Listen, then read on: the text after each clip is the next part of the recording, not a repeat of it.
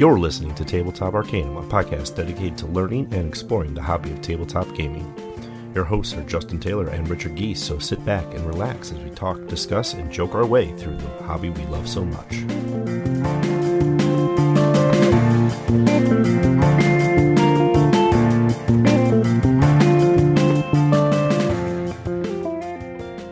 As the captain of a passenger spaceship with a wormhole fabricator, you can become the best in the business by building a robust network of wormholes.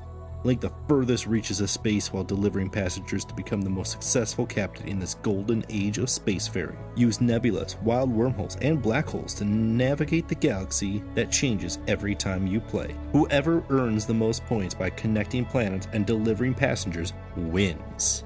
Welcome to Tabletop Arcanum. This is Justin, and today I am bringing you a review of Wormholes, the brand new pick up and deliver game by AEG. This is 1 to 5 players, about 45-minute playtime, and was delightfully sent to me to AEG for the big game night. So thank you, AEG, for sending this game that I've been looking forward to since Gen Con 2021, when I got a sneak peek at the game coming up for the 2020's release cycle. So first impressions, I was already mostly excited for this game. The idea of a pick up and deliver game using wormholes to create shortcuts on the board and being able to use other players' wormholes with a bit of a cost had me intrigued. The simplicity of the mechanics, and more importantly, just the beautiful, relaxing space theme look to this game caught my eye immediately. Right out of the box, you have wonderful wooden tokens to mark your wormholes for all 5 player colors, little wooden meeple spaceships. You also get a deck of cards that is all your passenger and things, some credit chips, which are generic tokens, as well as the passenger delivery cards, as well as the space tiles, which are double-sided and hexagonal shaped, so you can create quite a bit of options in the map itself. A lot of good first impressions right out the gate on this one. The one negative first impression I have is the cardboard insert on the inside is that old trough style, so nothing really holds itself in place. Components and stuff will rattle around unless you do some sort of option to fill that, whether it's a insert, whether it is using bags or plano boxes. But the storage solution is definitely to be desired as the first impression on this one. So next, let's dive into what it does well. Wormholes keeps this pick up and deliver a quick, light, snappy amount of turns. You essentially get 3 actions per turn. There are several free actions that don't count against those 3 counts.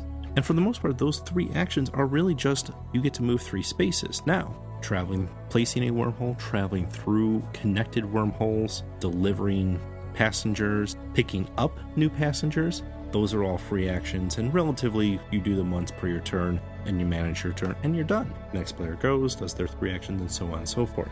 One of the things that, besides the quick and easy way to teach and learn this game, Wormholes does a fantastic end game trigger. There are a certain amount of planets on the board. The first player to put a wormhole next to it gets a chip off a stack to say, hey, I discovered the first planet. I put the first wormhole next to the first planet, which is worth some victory points at the end. But each time a chip goes away, that stack becomes a little bit shorter. Once every planet has at least 1 wormhole around it, doesn't have to be the same player, it triggers the end game, and you have 3 more rounds to play. And Wormholes does this really nice thing of they have the chips, they have the stack of tokens set up where you just keep drawing off the top, and then when you see, hey, all planets are connected, there's 3 more chips to say, hey, turn 3, turn 2, turn 1, game end. With all that, it makes it for a beautiful, simple pick up and deliver game that is very approachable, has enough deeper strategy with the different obstacles and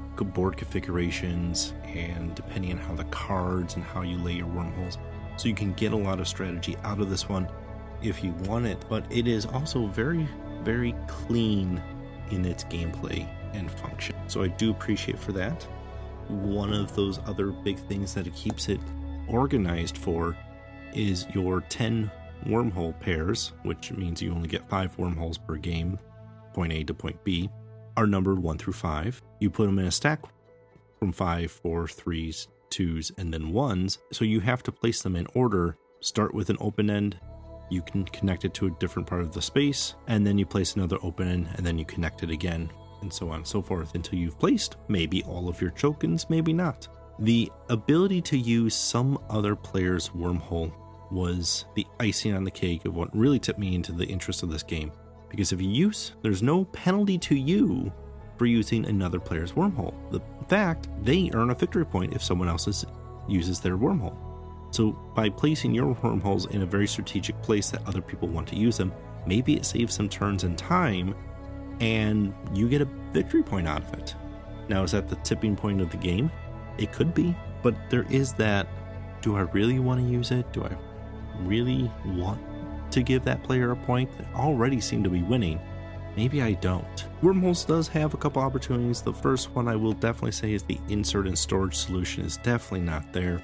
My insert even came damaged because the space tiles are already pre-punched and floating around, so they kind of beat up the inside of my box already when I received it. Not a huge thing, but over time it will only get worse.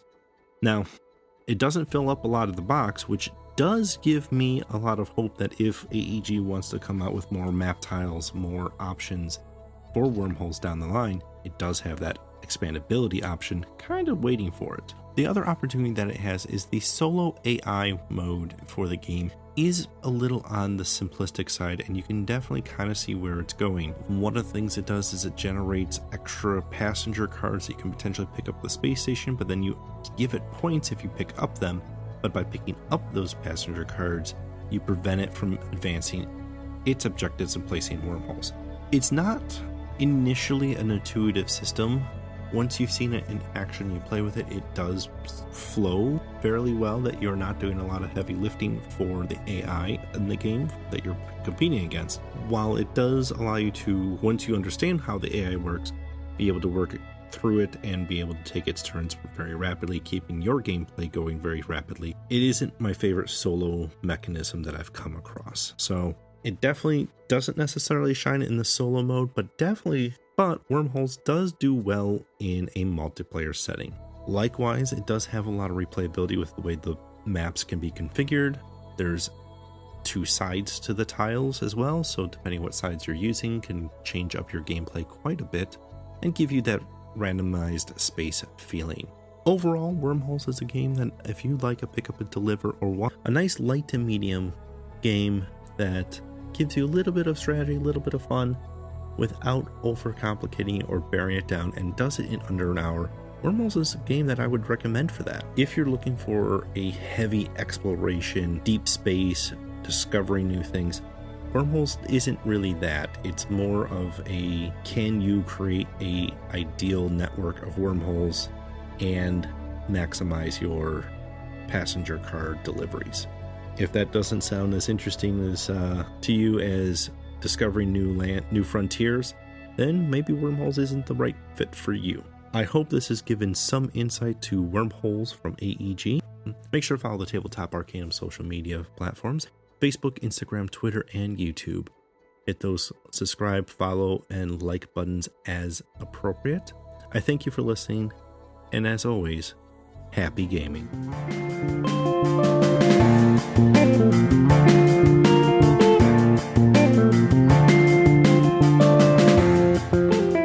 You've been listening to Tabletop Arcanum, produced by Justin Taylor. This episode is hosted by Justin Taylor. Mixing and editing by Richard Geese. Original theme by Paul Moore and Isaac Gilbert. Check the description for this episode's featured background music. You can follow us on most social media platforms. Be sure to like, subscribe, and follow, and leave us a review if you would. As always, thanks for listening.